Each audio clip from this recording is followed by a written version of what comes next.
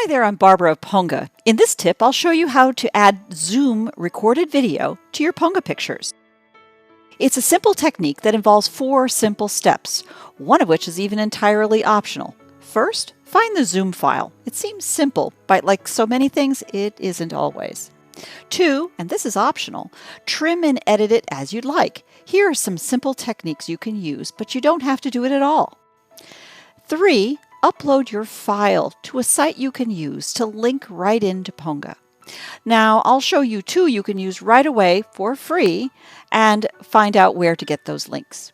And finally, 4, how to paste that link into Ponga. Spoiler, you paste, not hard. If you've heard all this before, just fast forward a stitch or two to an area that's new to you. Before we get into the details, a word about Zoom itself. In video talks, blog posts, and other materials, we've talked about the power of using Zoom service as a personal recording studio. To use Zoom, you've already set up the microphones, cameras, lighting, and the rest of it to make the Zoom session work live. What most people don't realize is that when you record the whole session in Zoom, you'll create a standards-based video that can be shared as a memento or used in snippets to add color to your stories in Ponga. So, on to those details. Zoom sets up a video call, and like an ordinary call, both sides need the equipment to connect. In the same way, each of your participants will use the Zoom app installed on their devices. While the installations are free, there are restrictions. Anyone can set up a Zoom call with someone else, essentially a one-on-one call for as long as they like, for free. As soon as you add a third person, even for a few minutes, the call becomes a 3-person call, and it's limited to just 40 minutes. To trigger the recording, all you do is click the record button in Zoom. Everyone on the call is informed of the session with either a dialog box or a flashing red light. Part of Zoom's magic is managing that recording in real time. They do that by capturing the live stream into their own format and then converting it after the call is complete into a standards-based MP4 format. That is the file you'll use in Ponga.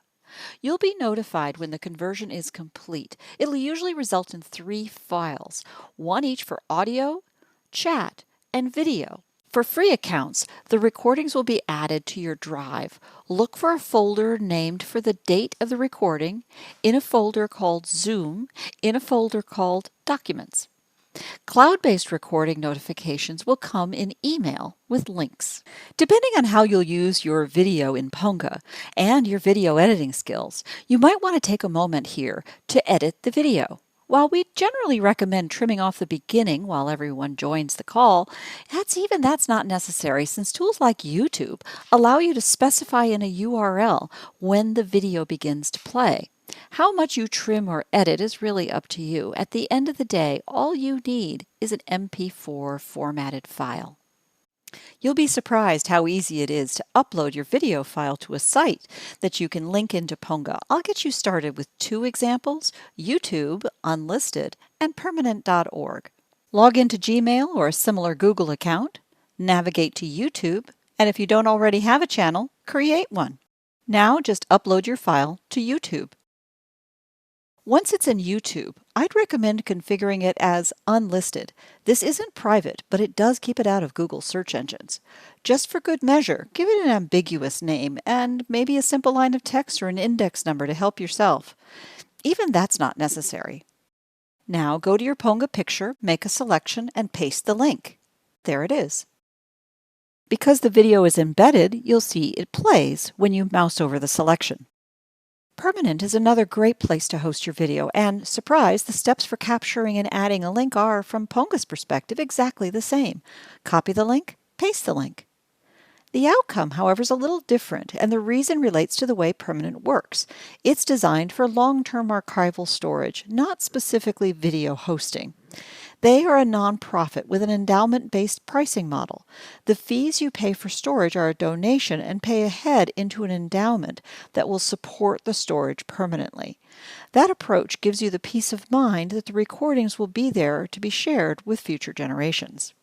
As with YouTube, you'll upload to Permanent, then grab the link.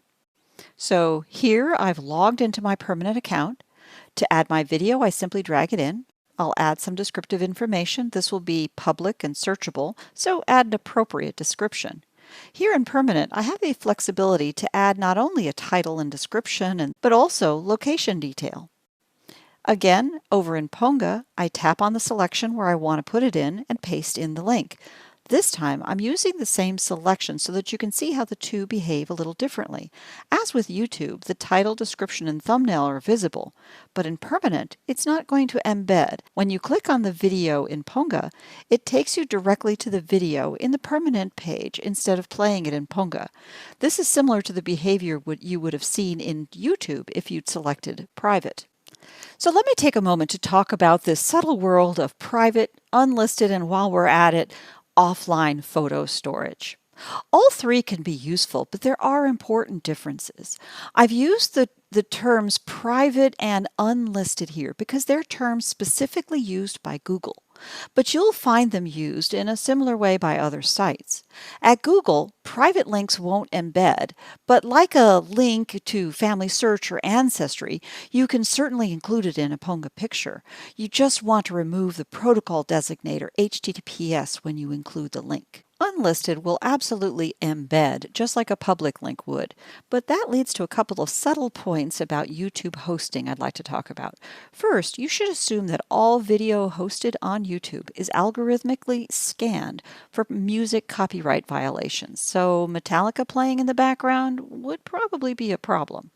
Second, while Google says that both private and unlisted videos on YouTube are not indexed by their search algorithms, an unlisted link can be included in playlists. So if it were, it would be indexed by search.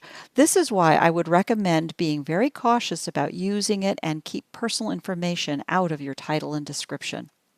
In the context of making video available for playback and selections in Ponga Pictures, however, either one of them would work fine. I hope that's helpful. So circling back to this offline photo storage point, if you're using Zoom to essentially create a family video of a conversation about pictures as a video deliverable, for example, and we have a course about that, then you'll want to keep offline or photo storage as an interesting alternative as well. Offline is a funny word these days because almost everything has some kind of cloud backup anyway. But in this context, I simply mean that you can store and share video links with your photos and distribute them that way as well. I tend to think of Apple's iCloud storage and Google's photo sharing as a great way to distribute recordings. Public links from there will provide metadata, but generally not embed. They can be nice for playback on tablets, which is a great solution for grandparents, for example, but from there they can easily be pushed to Chromecast and Apple TV devices as well. So to wrap up, we started this talk with a summary of 4 simple steps, and I think that's what you've seen here. I've talked about how to find the Zoom recording either on your drive or in the cloud, how you might fix it up before posting either by giving a little trim off the top or some degree of video editing. A key bit was around uploading the file to video hosting sites you can use to add to Ponga Pictures. I gave you specific direction on using video stored at YouTube and at permanent.org as examples. We also talked about using photo storage sites like Apple and Google and when you might want to use those. Finally, I showed you what to expect when pasting Zoom links into Ponga, and we used the examples of YouTube and Permanent. Now, if you're wondering if video hosted in some other platform would work, the simple answer is yes. How it works depends on the site.